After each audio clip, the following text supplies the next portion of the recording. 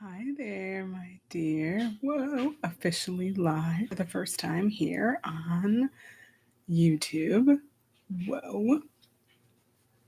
So excited to be with you today and to do this reading in support of helping you be open to and considering what it would mean for you to claim the title of writer. If you're here, hopefully you're one of color who probably jots things down at the margins of your life as you're jumping from one place to another, or you have a secret journal here, or you've written some fan fiction in the past there. Like you're a person who probably has done some writing throughout your life, but you've never really called yourself a writer.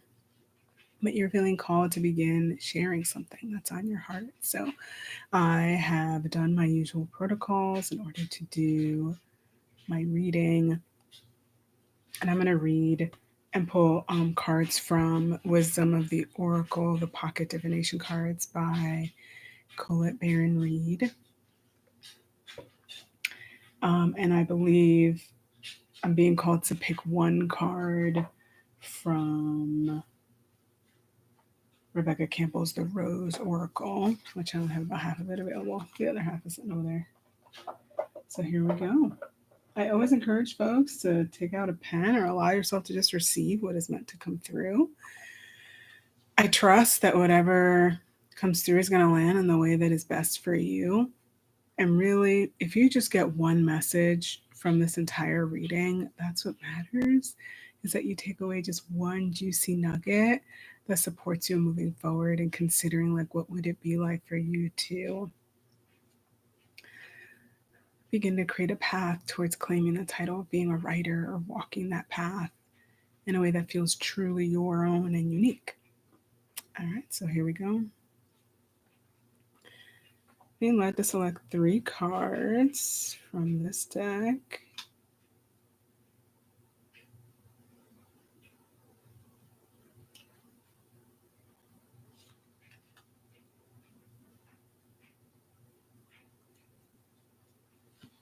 All right, here we go.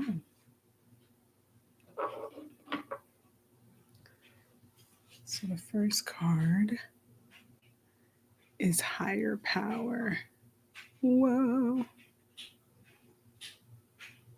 Immediately when I saw this card, I just saw the skies, and I didn't even see that there was a person in there or a face. I just saw this golden light coming from the skies.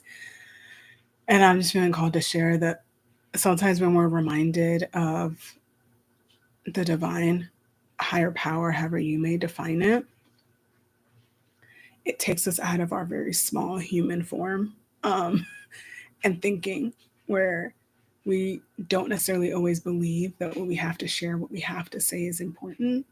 And I'm feeling called to share, begin to connect with whatever you define as the divine, because they're going to give you a perspective that you don't have access to in order to walk the path that you would like, in order to do more writing, whatever that looks like for you, whatever your project is. So they're showing me all types of different images of different kinds of writing projects, from like small children's books all the way to big old novels, to like the self-help realm, to like all these digital goodies of like emails and blogs, that like writing gets to be expanded into a lot of different possibilities in a realm where there's so much more available to you if you allow yourself to connect with whatever you believe is the divine.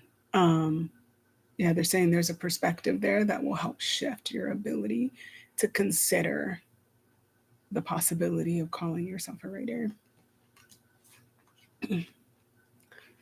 They also shared that there's a reason that the light here is sort of like with a feminine glow, and that there is a softness that arrives when we open ourselves up to that possibility of being tended to and seen, and being given to by the divine, that there is this reciprocity that can occur when you open yourself and go in deep service and ask and be with, so that you can determine what is the next best step for you as you consider exploring committing more time or just allowing yourself to change your mind about being a writer. The second card, ooh, orphaned. Oh, yeah, my heart got soft there. There's something in me that's saying that there's this part of you that's always known that you're a writer, but you've like siphoned it off in an effort to just survive. Because in our world today, if we consider the amount of ideas surrounding how writers exist in the world, they're not all really positive and they don't always make a lot of money until people are really big. And so sometimes they're sharing here that in your heart, you might have siphoned off this dream and this idea of being a writer because it was so tender. And when you shared it or considered sharing it, what you received wasn't necessarily positive. And so you felt like you had to protect that part of you. And they're sharing that you don't have to do that anymore. You can be really, really, really sovereign in how you act and who you share that with until you're ready to share it with a whole lot more people. That yes, they're saying like, yes, that was needed at a certain time in your life. But the question is it needed now? Do you need to be separated from this desire and this dream that you have at this point, right? Because I'm imagining you're an adult. You can do whatever you want with your life. Um, they're saying it's time for you to claim that. For some reason, I feel the need to fix my necklace, and my throat is.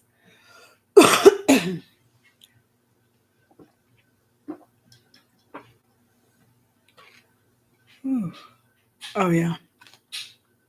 They're saying that was part of the card, that in siphoning yourself off in that dream that you have to be a writer, you've also clenched up your voice and tightened up the way in which you can communicate, which keeps you from actually being able to share what you're meant to share because you're sitting in protection mode, wondering how and when and in what ways is the best way to share this thing. When in actuality, you just need to show up for the thing and allow it to be channeled through you and be put on the page for you to make that decision later. The last card in this deck. Oh my goodness, the joy. Happy, happy.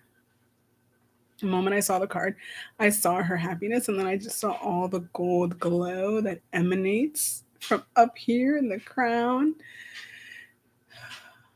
And they're telling me to remind you that the reason you've siphoned off and kept this part of yourself that you really are excited about, the reason you've kept it hidden is because it's actually kind of scary to be with the thing that makes you really happy when other people question it. They're saying, but you're in a different chapter of your life now. So you can trust that the joy is yours to have and it's for no one else but you. Right? They're having me use the word joy because happy, happy feels almost like a song. And so they're reminding you that you're writing and that your choice to decide to finally pursue that path, whatever that means for you, requires you being comfortable with how much joy and happiness it actually brings you to do certain kinds of writing. In our world today, we're not always really taught how to be with those parts of us that feel so satisfied.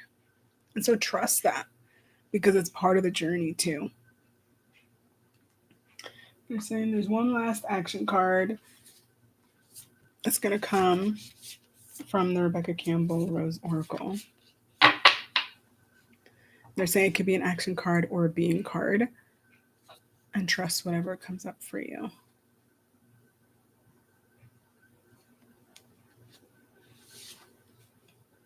Alrighty. This is our final card. It's called The Child Within.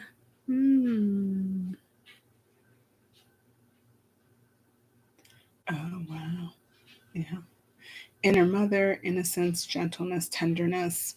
When I saw this card, all I saw was like this opening in which somebody is coming out of, right? Which is what the card is signifying, that there's a child being coming, birthing, and going through.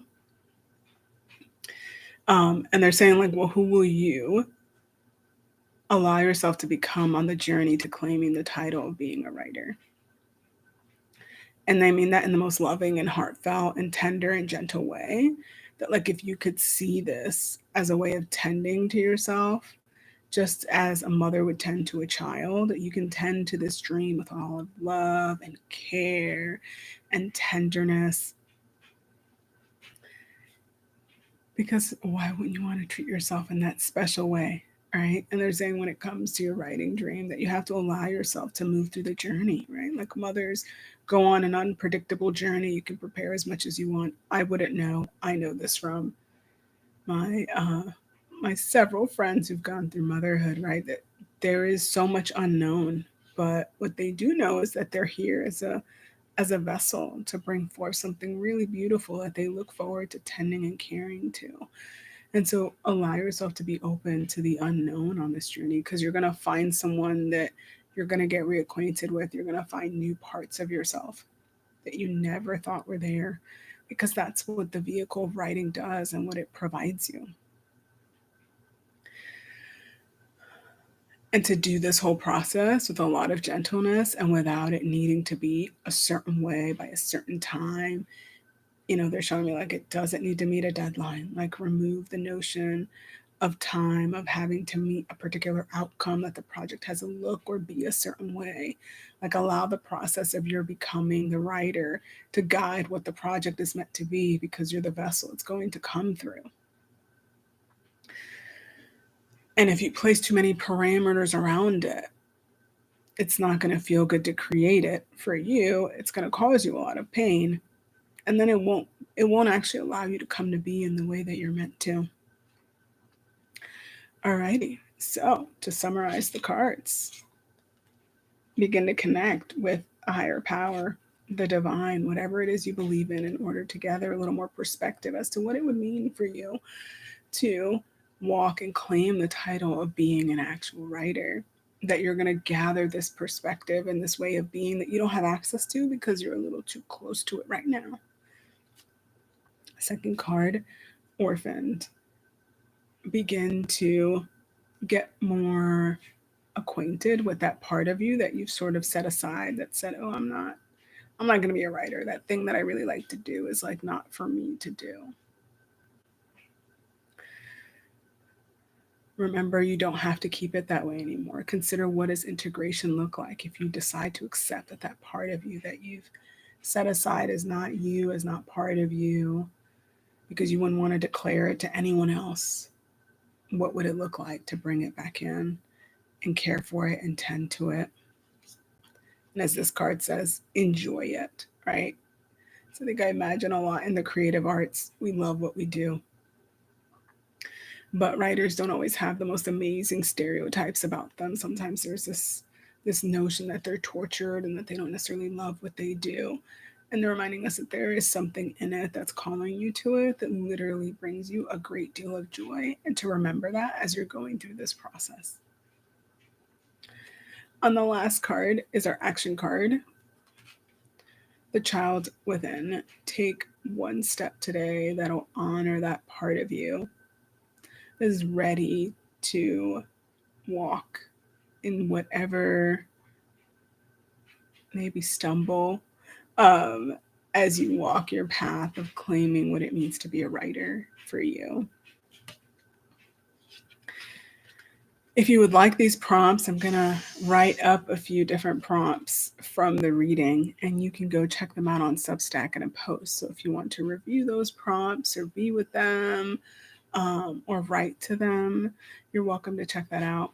And if you feel like maybe just the next first step is considering trying out what it feels like to be a writer, if you were to say the word, then definitely I'm going to put in the chat and in the comments a wonderful free resource that I'm calling You Don't Call Yourself a Writer. Here's proof you already are. And within it, there are a few different fun exercises to get you to play with the title of being a writer. It asks you to go through your experiences in the past few years, and in a very playful way, something that shouldn't take you more than like 15, 20 minutes. And there's a few activities that have like Mad Libs and word search stuff and other things that I think are fun, but also soulful in a way to get you to realize, like, oh, I have been doing this thing that I'm not sure I feeling as though I can claim at this moment. And it's a 3-part journey that shouldn't take you more than like 15 to 30 minutes. I say 30 minutes because the last part is this guided visualization, and that part's about 12 minutes or so. Um, and by the end, you should have a stronger sense of like, oh, this thing that I'm scared to admit is actually a thing that I have been doing for quite a while. If I allow myself and my mind to sort of open up to what it means to be a writer in a way that isn't necessarily what's explored in sort of the mainstream. So I hope you find that resource supportive, and I appreciate you catching the replay of this live reading. May it be of wonderful support to you, and I'll see you next time.